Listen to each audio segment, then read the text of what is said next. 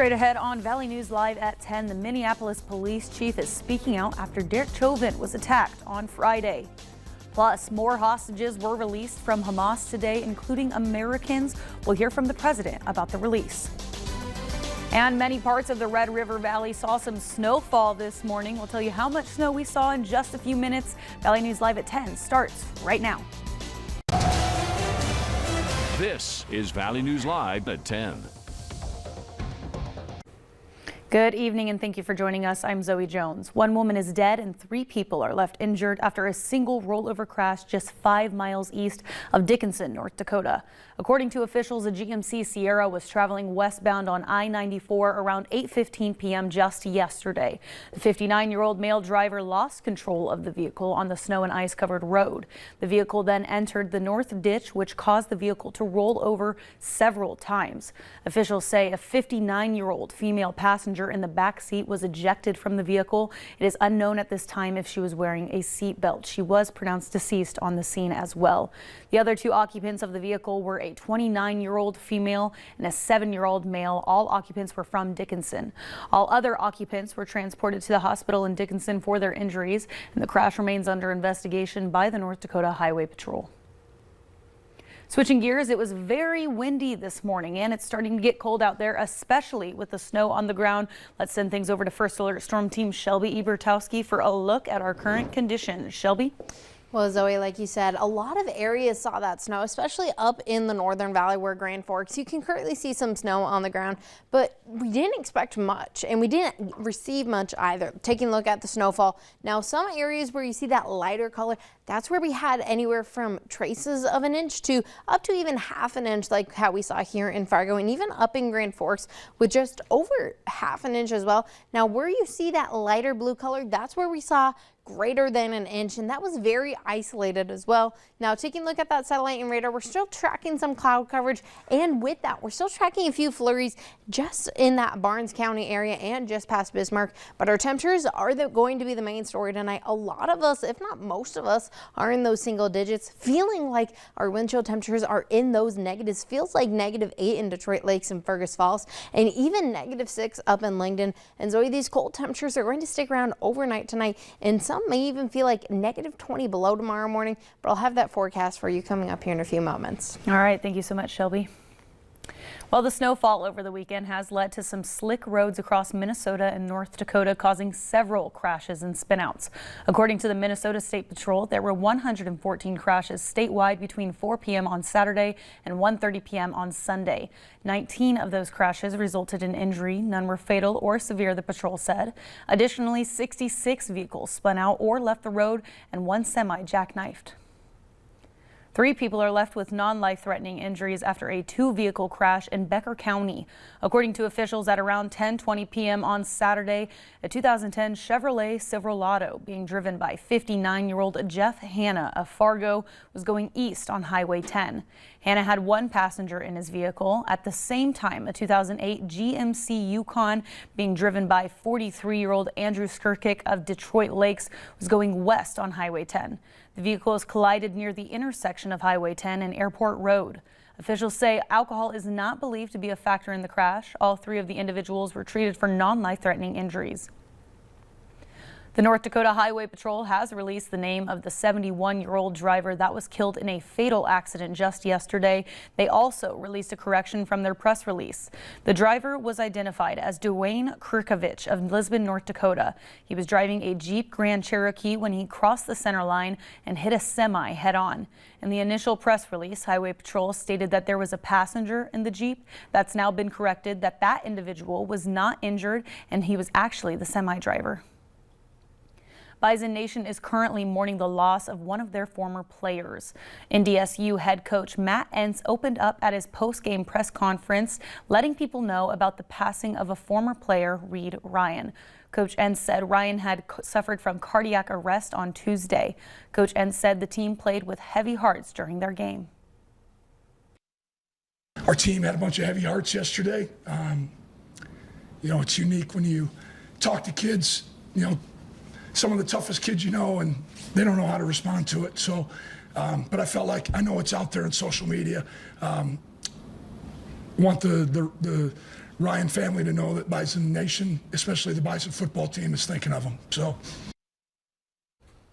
Ryan was a native of Wisconsin and was last on the team in 2022. 2 adults and 2 children were taken to the hospital, and 4 other people were left without a home after an apartment fire in a Minneapolis neighborhood. Fire crews arrived to the scene just before 10:30 on Saturday night to find flames and smoke billowing out of a second-floor unit. It's still unclear at this time what caused the fire, but some residents reported hearing a small explosion just before the fire started. An investigation is now underway. Minneapolis police are also currently investigating after pulling a 4-year-old child out of a pond in a neighborhood in Minneapolis this afternoon. Members of the Minneapolis Police Department and Hennepin County Sheriff's Water Patrol responded to the area shortly before 3 p.m. on a report of a child being found unresponsive in a pond. Responders transported the child to the Hennepin County Medical Center for further evaluation. The condition of the child is unknown at this time, and the incident is still under investigation. Derek Chauvin, the former Minneapolis police officer convicted of murdering George Floyd in 2020, was stabbed at a federal prison in Arizona on Friday. And now the Minneapolis police chief is speaking out about the attack. Megan Risted tells us more. Any attack like this against any individual is not a cause for celebration at all. And it's kind of a sobering reminder of kind of where we've been as a profession and all the work that we still have to do. Chief O'Hara says any violence is barbaric and tragic, and any person who is in the custody of the state serving a sentence in prison should be able to do so safely. There are so many very open wounds that our community, our residents are still suffering through, open wounds that our police officers are still suffering through. And this brings all of that again to the forefront. The Bureau of Prisons says no employees at the Tucson facility were injured in the attack, and the facility, which is a medium security facility, has about 380 inmates. O'Hara says he isn't able to share additional details about what happened with Chauvin, but he did say there's still a lot of healing to be done here in Minnesota. There's just so much hurt. And there's so much hate out there too, that it makes it so difficult to try and connect and to try and heal, to try and bring people together to heal. An attorney for Chauvin said on Saturday that his family has been, quote, kept in the dark by federal prison officials after he was stabbed. Also on Saturday, Brian Evans, a spokesperson for the Minnesota Attorney General's office, said, quote, we have heard that he is expected to survive. 17 hostages, including 4-year-old American Abigail Edan, were released by Hamas today. President Biden has confirmed Edan is among those released today after being held hostage for 51 days after both of her parents were killed by Hamas militants on October 7th. According to a list from the Prime Minister's office, a number of other young children ranging in age from 4 years old to 11 years old are also among those freed today. 3 of the hostages are Thai citizens and 1 is a Russian national. They are now on their way through Israel to 2 different entry points. The Israeli Defense Force said one of the hostages is expected to be transferred to a hospital by helicopter. After that, they will then meet with the IDF soldiers in Israeli territory.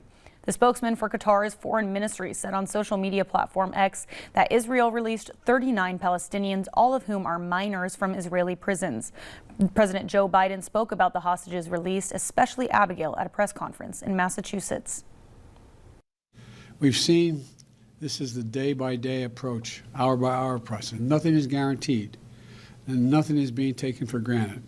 But the proof that this is working and worth pursuing further is in every smile and every grateful tear we see on the faces of those families who are finally getting back together again. And the proof is little Abigail.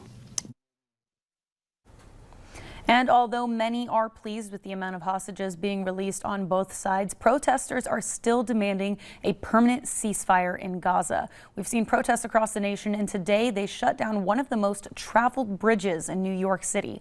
Thousands of people are blocking traffic on the Manhattan Bridge. Police have not moved in on the protesters yet. The bridge connects Chinatown and Lower Manhattan and downtown Brooklyn. About 75,000 vehicles cross the bridge on a typical day. To stay in the loop with all the news you need, be sure to download the VNL News app. You can get push alerts, updates to stories, and more. You can download and use it for free. Just search VNL News in the App Store today. Back home, we shared the story of the Circle of Friends Animal Shelter in Grand Forks last weekend and their journey to raise $1 million. Team members and volunteers are camping out outside of the facility in hopes of raising money to help support the shelter. They're currently on day 8. Yes, day 8. They're outside right now, and they told Valley News Live that they plan to stay out there for another 2 weeks. Champions, all of them. As of right now, they've raised over $10,000. To donate, you can visit their website. You can find that link on this story on our own website, valleynewslive.com.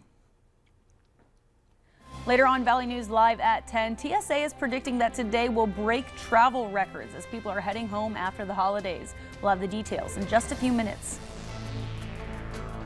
And not only did we have some snow to impact your travel plans, we also had some breezier winds gusting up to 41 in Grand Forks, 32 here in Fargo, but we also had 46 in areas of Minnesota. And those winds are going to continue to decrease overnight tonight, but don't go anywhere because weather is next.